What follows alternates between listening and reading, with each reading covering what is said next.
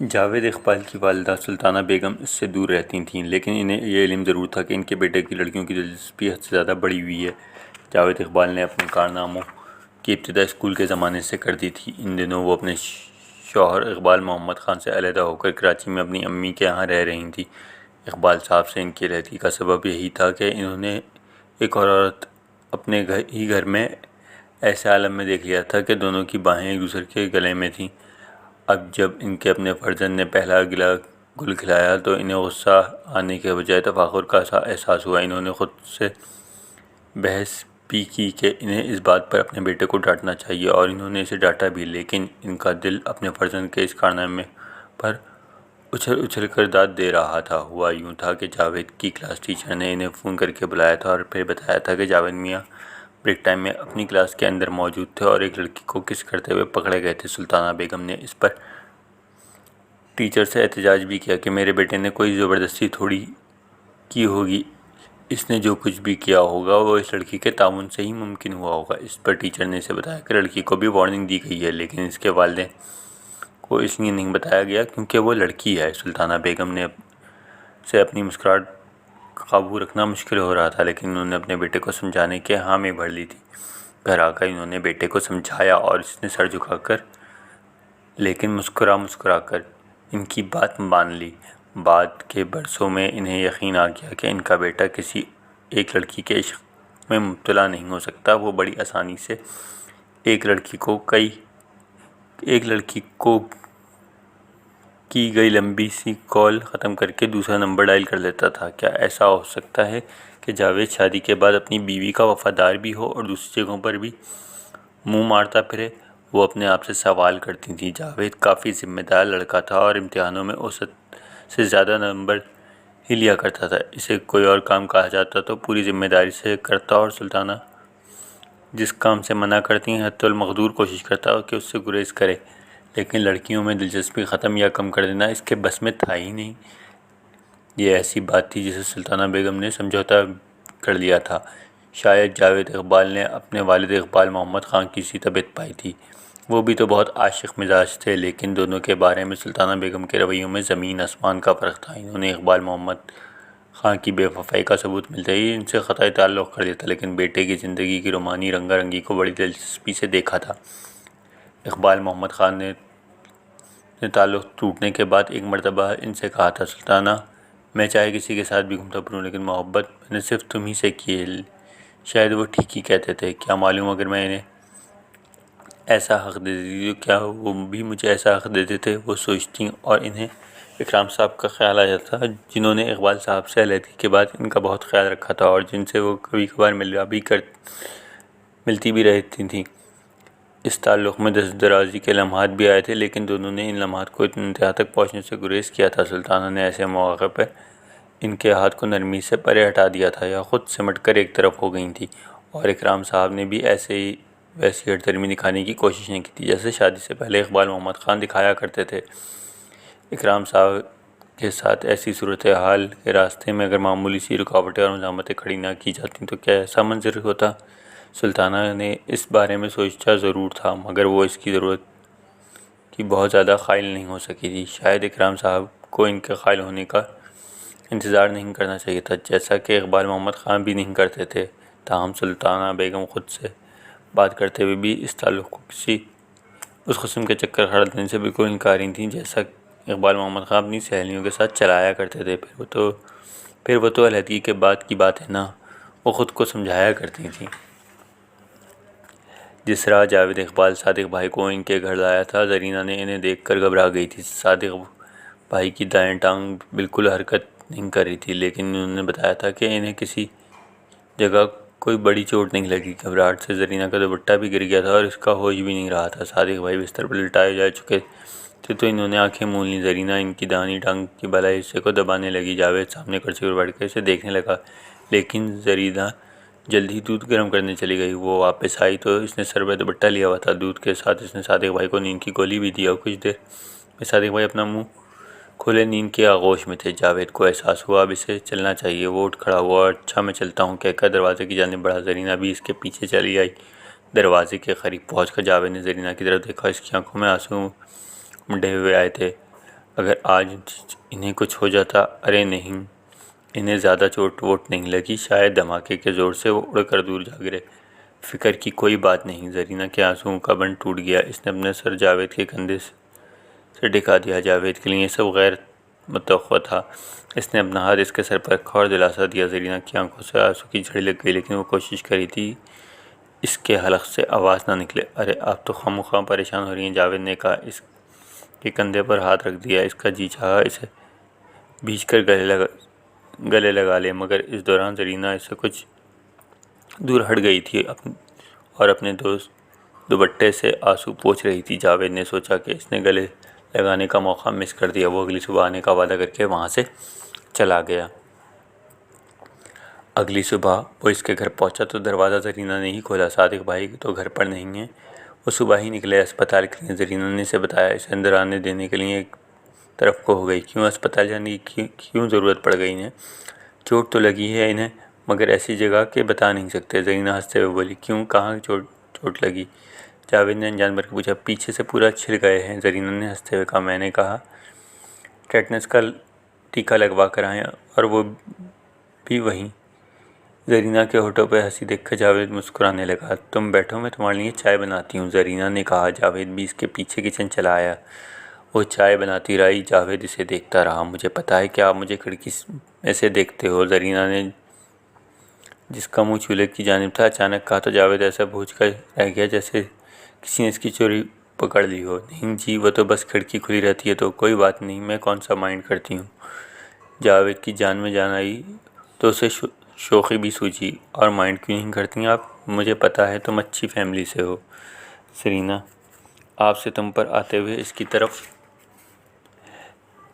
चेहरा मोड़ कर बोली। लेकिन ऐसा क्या है जो तुम इतने अरसे से देखे ही जा रहे हो? ज़रीना ने अपना चेहरा एक बार फिर चूल्हे की जानिब मोड़ने के बाद कहा। आप अच्छी लगती हैं मुझे, और आप हैं भी बहुत अच्छी। जावेद एक एक लफ्ज़ रुक रुक कर अदा करते हुए बोला। कहाँ से अच्छी हूँ? अभी तो तुमने मुझे पहले नहीं देखा। नहीं, आप हर लिहाज से अच्छी हैं, खूबसूरत हैं, स्मार्ट हैं। जावेद इसके सरापे का भरपूर जायज़ा लेते हुए बोला। चलो, तुम्हें अच्छी लगती हूँ तो देख लिया करो, लेकिन इसका कोई फ़ायदा भी है। फ़ायदा? जावेद के मुंह से निकला। फ्रेंडशिप करना चाहते हो? ज़रीना ने कहा। जब देखा कि कुछ लम्हों तक जावेद ने कोई जवाब नहीं दिया तो अपना रुख उसकी तरफ से फेर कर यही सवाल अपनी आंखों से पूछा। जावेद सोच रहा था क्या जवाब दे कि ज़रीना ने अपना हाथ इसकी जानिब बढ़ा दिया। चलो, आज से हम तुम फ्रेंड, ठीक है? वो इससे मुसाफा करते हुए बोली। इसके नरम हाथ की मुलायमत जावेद के वजूद में सराहियत कर गई। लेकिन मेरे बारे में कोई ऐसी वैसी बात मत सोचना, मैं ऐसी वैसी औरत नहीं, इसने कहा। फिर अपनी बात पर खुद ही हंसने लगी। चाय तैयार हो गई थी। वो ट्रे में 2 कप रख कर ड्राइंग रूम में चली आई। जावेद भी उसके साथ हो लिया।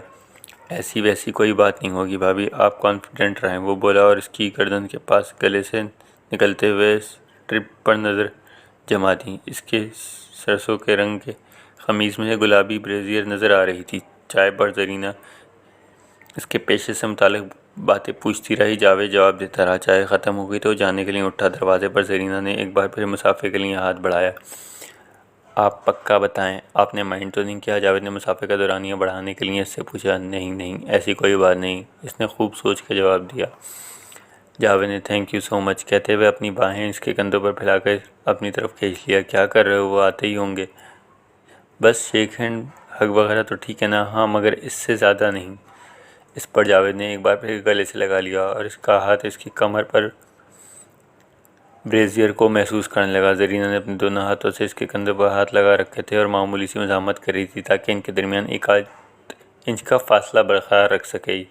एकाएक जावेद के दिमाग में एक ज़ोरदार बगुला सा उड़ा और इसने अपने दोनों हाथों से इसे सामने से दबोच लिया। फिर दाएं हाथ से इसकी सर की चोटी से पकड़कर इसके चेहरा अपने सामने कर लिया। इसे चेहरे पर बोसा देना चाहता था, लेकिन इसने ज़रीना की आंखों में देखा जो गुस्से से भर गई थी। वो एक लम्हे के लिए ठंडका और ज़रीना ने इसके सीने को दोनों हाथों से धक्का देकर परे किया। Sorry, I am really sorry. अभी जाओ, बाद में बात होगी। ज़रीना ने दरवाज़ा खोलकर इसके कमर को ज़रा सा दबाया। इसने खुद को दरवाजे से बाहर पाया। ज़रीना के चेहरे पर इसकी आखिरी नज़र पड़ी तो वो सुर्ख हो चुका था और मुस्कुराहट गायब थी। इस रात सादिक भाई ने एक और ख्वाब देखा। इन्होंने ख्वाब देखा कि वो जरीना के साथ एक कमरे में हैं। दोनों के अपने कपड़े उतार देते हैं। सादिक भाई धक्कम पेश शुरू कर देते हैं। अचानक वो अपनी पुष्ट पर ठंडी हवा की एक लहर महसूस करते हैं। गर्दन घुमाकर देखते हैं तो इनकी पीठ की पिछली जानिब की दीवार गायब होती है। इन्हें ऐसा महसूस होता है इस धक्कम में इन्होंने कोई पीछे से देख रहा है। वो जरीना की टांगें मोड़ते हैं और ख़ुद इस सिमत आ जाते हैं जहाँ इसकी पुष्ट दीवार पर मौजूद है। वो सामने गायब शुदा दीवार से किसी गैर को देख सकते हैं, लेकिन धक्कम पेश शुरू करते ही गायब शुदा दीवार फिर से ज़ाहिर हो जाती है। अब इन्हें अपनी पुष्ट पर ठंडी हवा की लहर महसूस होने लगती है। वो अपनी गर्दन घुमा के देखते हैं तो इनकी पीठ के पिछली जानिब की दीवार गायब होती है। कुएं में मौजूदगी के दौरान ही इनकी अलामत मुरझाना शुरू कर देती हैं और जरीना इनकी जानिब मुस्कुरा कर देख रही है। इसके चेहरे पर ऐसी नाराज़गी जैसे कोई माँ अपने बच्चे से किसी गलती पर मुस्कुराते हुए जाली से अंदाज में झड़क रही हो। इसके बाद इसकी आंख खुल जाती है। जावेद के पास जरीना का मोबाइल नंबर मौजूद था। इसने जरीना को अंग्रेज़ी के 5 हरफों में मुश्तमिल SMS किया। सॉरी। जरीना को कोई जवाब ना आया। वो दिन भर जॉब के सिलसिले में मसरूफ़ रहा। रात को सोने से पहले से ख्याल आता रहा कहीं इतनी तेज़ रवि से मामला चौपट तो नहीं कर दिया। अगले रोज़ सुबह खुलते ही इसने अपने कमरे की खिड़की खोली। सामने खिड़की खुली हुई थी। वो थोड़ा देर खिड़की के सामने खड़ा रहा, लेकिन जरीना किसी काम के सिलसिले में खिड़की के सामने से तेज़ी से गुजरती और तेज़ी से वापस चली थी। काफ़ी देर इंतज़ार करने के बाद इसने देखा वो अपने बेडरूम की खिड़की के सामने आया और बिस्तर पर पड़ी चादर की सिलवटें दुरुस्त करने लगी। इसने अपनी कमीज़ पर दुपट्टा लिया। ये गैर मामूली बात थी और जावेद के लिए इस बात का इशारा सब कुछ अच्छा नहीं। इसने एक मरतबा फिर मोबाइल से SMS किया। सॉरी। इसने मोबाइल इसके सामने उठाया, मैसेज पढ़ा, जावेद की तरफ देखा और वहाँ से हट गई। जावेद दिन भर अपने दफ्तर में परेशान रहा। रात इसने एक और प्लान बनाया। सुबह सुबह सादिक भाई के घर से निकलने से पहले इनके घर पहुँच गया। दरवाज़ा जरीना ने ही खोला। इसके चेहरे पर गंभीरता की लहर दौड़ गई। इसने झट सादिक भाई की आवाज़ दी। सादिक भाई की चोट का अहवाल पूछने के बाद जावेद ने इनसे कहा वो आलम शाह बुखारी के मज़ार के बारे में कुछ जानना चाहता है, क्योंकि वो इस मज़ार के बारे में एक रिपोर्ट बनाना चाहता है। सादिक भाई उसे घर के अंदर ले गए। जरीना भी आ गई। इसने खुश दिली से सलाम किया। जावेद यही चाहता था। वो जानता था कि सादिक भाई के सामने वो इसके साथ रुखाई पेश नहीं आएगी। कुछ देर बाद चाय बनानी चली गई। जावेद मज़ार के बारे में मालूमात लेता रहा। वो चाय बनाकर लाया। कप इसके हाथों में थमाया तो जावेद ने उसकी आंखों में झांक कर देखा। जरीना के चेहरे पर मुस्कुराहट नमूदार हो गई। जावेद जान गया इसकी नाराज़गी पहले दरार पड़ गई। वो सादिक भाई के साथ ही इनके घर से बाहर निकला और इनसे रुखसत होकर झट फ्लैट पर पहुंचा और जरीना को एक बार फिर SMS किया। इस दफ़ा सॉरी का जवाब मैसेज किया। इस मरतबा का जवाब आया है। ओके। जावेद ने झट इसका नंबर मिला लिया। सॉरी, वो मुझसे अनजाने में सब कुछ हो गया। आई प्रॉमिस बाय गॉड आइंदा ऐसा नहीं होगा। और कुछ आगे से जवाब, बस आप नाराज़ ना हो। सॉरी मैंने आपको हर्ट किया। तुम अच्छी फैमिली को हो, तुम्हें ऐसा सोचना भी नहीं चाहिए था। बस अकेला रहता हूँ तो इसलिए कभी डिस्टर्ब हो जाता हूँ। अकेला रहता हूँ इसलिए डिस्टर्ब हो जाता हूँ। जरीना ने प्यार से डांटते हुए इसके अल्फाज की नकल की। बिलीव मी, मैं ऐसा बिल्कुल नहीं हूँ जैसा आप समझ रही हैं। तुम नमाज वमाज पढ़ते हो? नहीं, बस जुम्मे की पढ़ लेता हूँ। जावेद ने जवाब में झूठ की आमेजिश करते हुए कहा। नमाज पढ़ा करो। नमाज वो ऐसे ख्यालात से दूर रखती है। अच्छा, जैसा आप कहेंगी वैसा ही करूँगा। जावेद मुस्कुराते बोला। वैसे तुम अकेले रहते हो ना, इसलिए कुछ बिगड़ गए हो। इस बार वो शौक़ी से बोली। सॉरी भी तो कर लेता हूँ ना। अच्छा, अब ये मोबाइल पर कॉल मत करना। जब मुझे बात करनी होगी ख़ुद बात कर लूँगी, ठीक है जी। 3-4 रोज़ बाद एक रोज़ वो खिड़की में उसे देख रहा था कि जरीना ने मोबाइल उठाया और कॉल मिलाई। इसे हैरत हुई जब बेल खुद इसके मोबाइल पर बजी। जरीना ने इससे कहा, मुझे कोई चीज़ मंगवानी है, तुम जल्दी से मेरे यहाँ आ जाओ। जावेद ने जल्दी से पजामा उतार कर पैंट शर्ट पहनी, इसके दरवाजे पर जा पहुँचा। दरवाज़ा खुला, वो सामने आई। उसे झट अंदर कर लिया।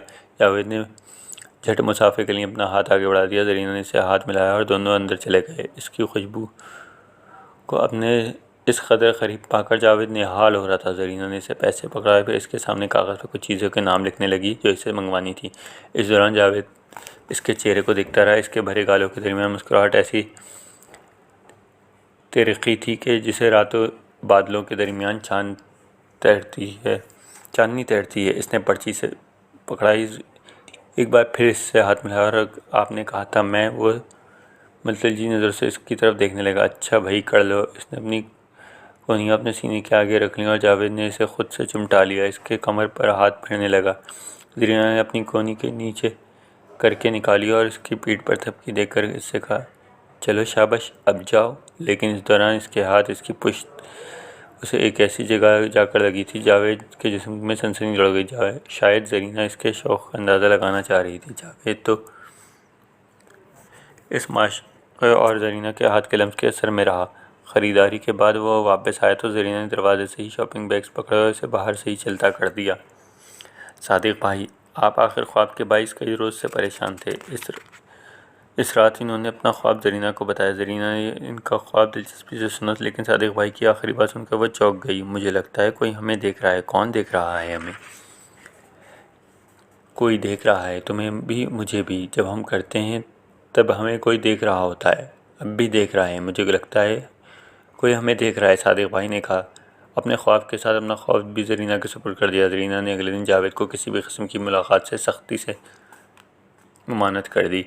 मिसाल से इसका रोमांस इसके मशहूर वन लाइनर से शुरू हुआ था। वो एक चैनल में रिपोर्टर थी और दूसरे रिपोर्टर्स से अलग यूँ कि जीन्स पर एक कुर्ती पहनती थी, कभी शर्ट भी पहनती थी जिसके एक से दूसरे बटन के दरमियान झाँका भी जा सकता था। वो अपने नाम के अंग्रेज़ी स्पेलिंग MISCHAULLE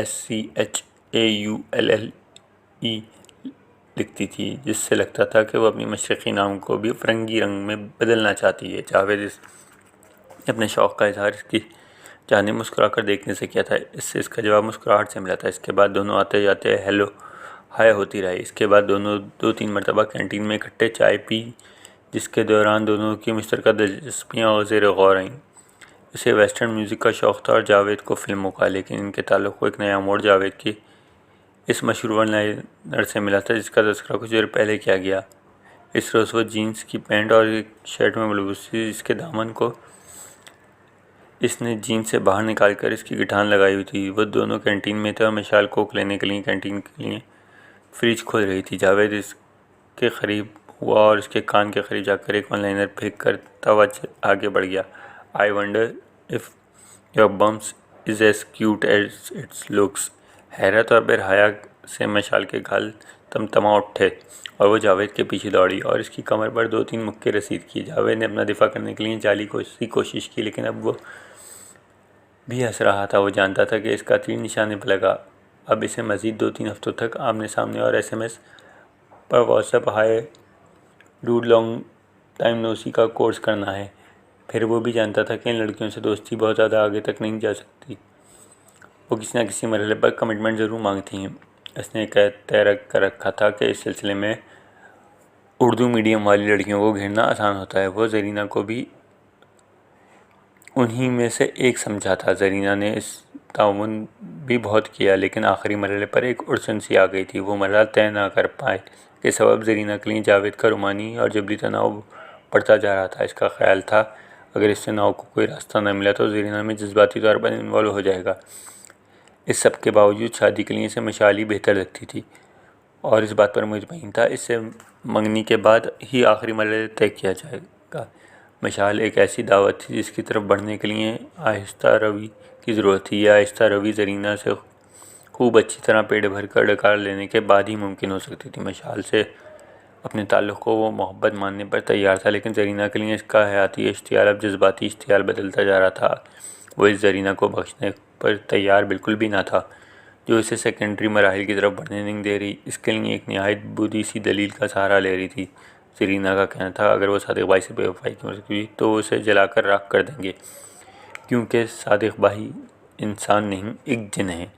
ज़िंदगी तजर्बे से हमें बहुत कुछ सिखाती है, लेकिन हम तजर्बे से जो कुछ भी सीखना चाहते हैं वो बहुत जल्द सीखना चाहते हैं। सीखने की जल्दी जर्नलाइजेशन और फिर ओवर जर्नलाइजेशन को जन्म देती है। जावेद इकबाल ने ये जो तय कर रखा था कि उर्दू मीडियम लड़कियों को घेरना और फिर इनसे आखिरी मरहले तक इस्तिफ़ादा हासिल करना निस्बतन आसान काम है, तो ये भी इसके जहन की एक जर्नलाइजेशन ही थी, जिसका सबब वो 2-1 कामयाबियाँ थीं जो इसे उर्दू मीडियम लड़कियों से हासिल हुई, वरना इसका ये कुलिया बस एक जर्नलाइजेशन थी जो इतनी सही हो सकती थी जितनी कि गलत। बल्कि इससे तो मखसूस लड़कियों को अपने जहन में दर्जाबंदी करके इन्हें उर्दू मीडियम लड़कियों का नाम दे डाला था, तो ये भी एक जर्नलाइजेशन ही होती है।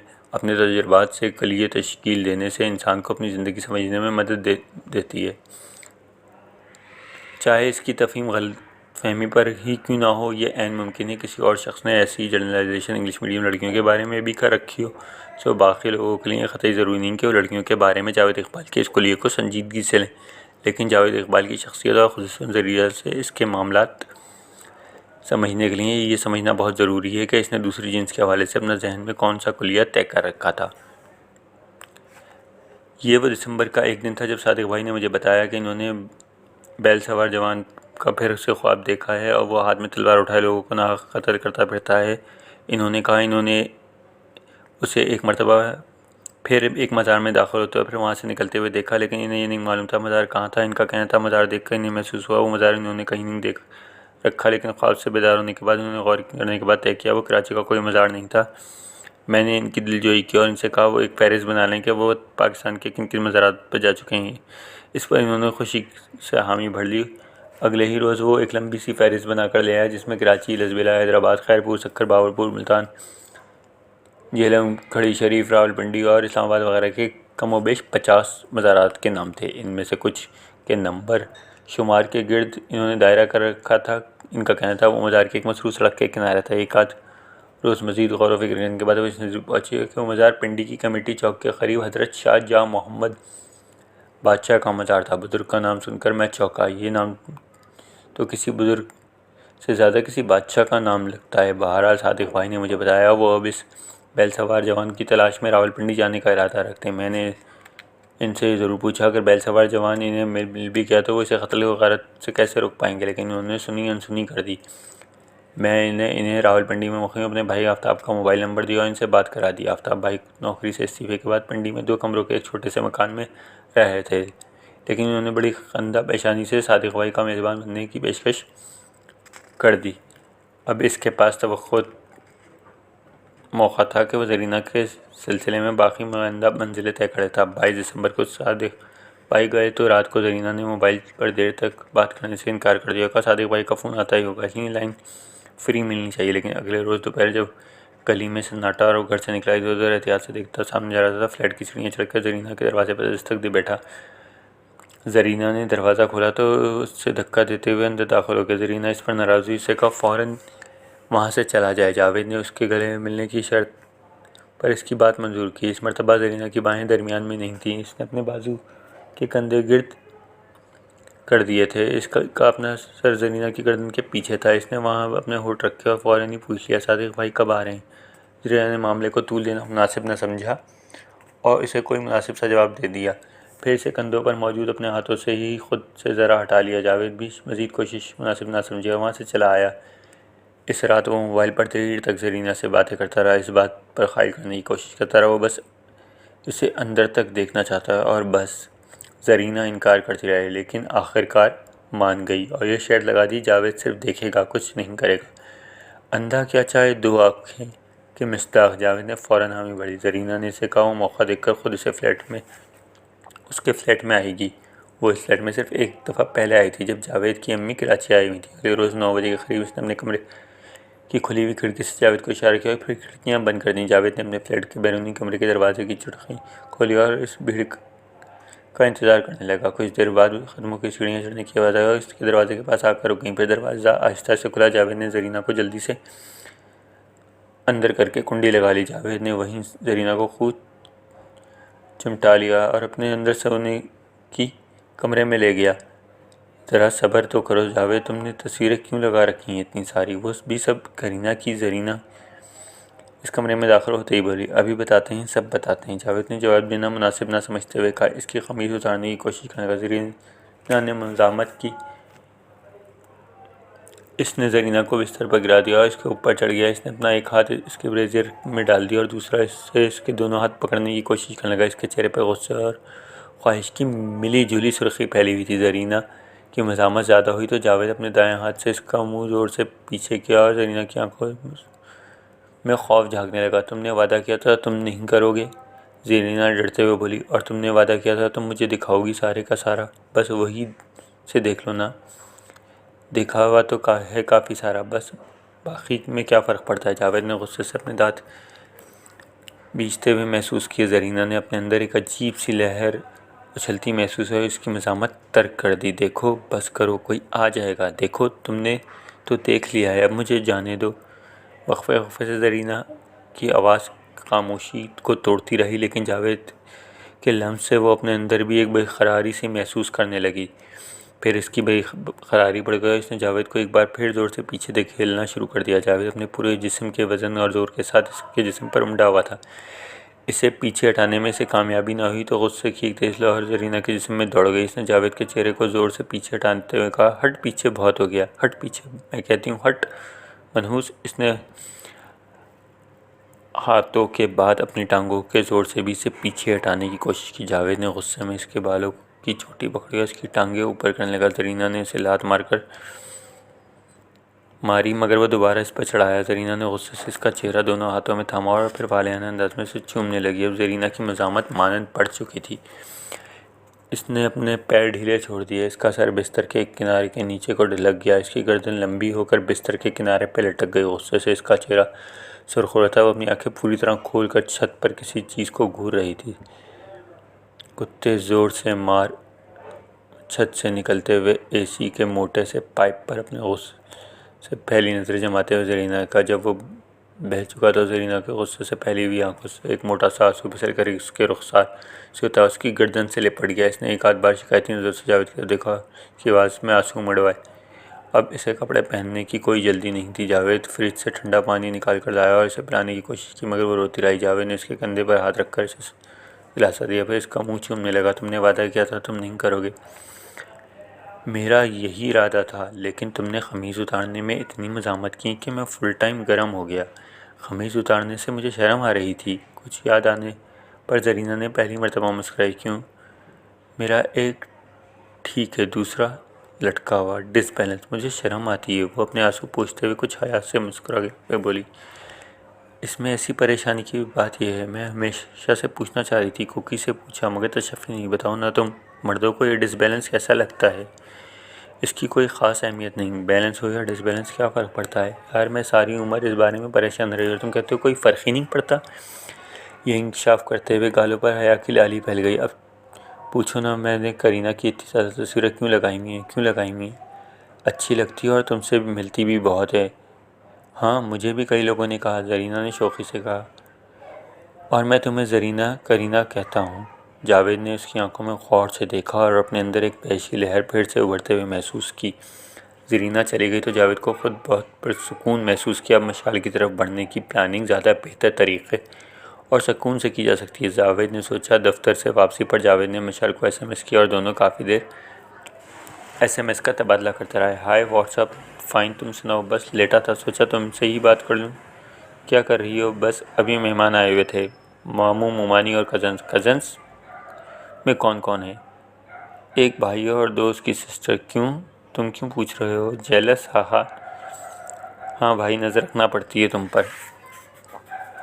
क्या पता कोई कज़न्स तुम्हें ऑफ़र मार दे। लॉल, अरे वो छोटा है मुझसे। तो फिर ऐसा करते हैं कि उसके हाथ में तुम्हें ख़त भेजा करूँगा।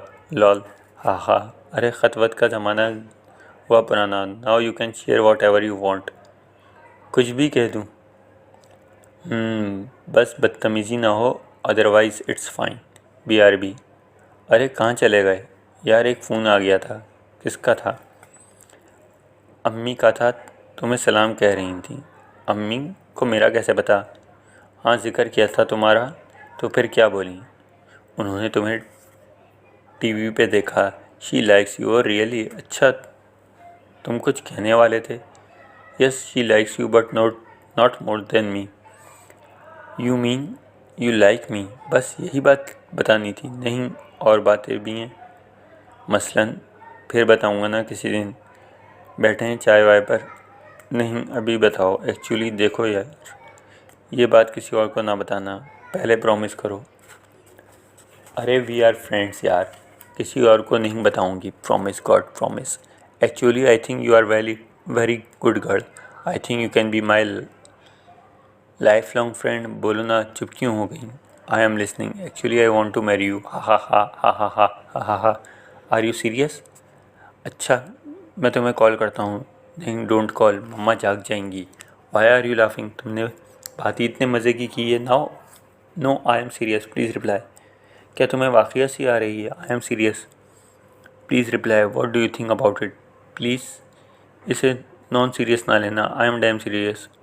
स्माइल स्माइल नहीं, गिव मी अ रिप्लाई। इतनी जल्दी क्या है जावेद? बट तुम एंग्री तो नहीं हो ना? Not at all. Do you think we can be lifelong friends? तुम अच्छे लड़के हो, you are from good family, और I also like you, but ऐसी बातें तो बड़े ही करते हैं ना। अरे बड़े भी बात कर लेंगे, पहले तुम तो बताओ तुम ओके हो तो ना? सब बातें अभी से बता दूं? हाँ अभी बता दो, मुझे भी बेचैनी हो रही है। अच्छा बाबा, I am okay. Hurray, can I call you now? उल्लू, अभी मम्मा सोई नहीं है, कल बात करते हैं। कल तुम भूल तो नहीं जाओगी ना? क्या? That you have agreed. Okay बाबा, okay now go to sleep. तो क्या बोलोगी? तो क्या नहीं भूलोगी? अच्छा बाबा, ये क्या आई हैव एग्रीड, बस अब खुश, बिल्कुल खुश। Okay bye, take care. मिशा।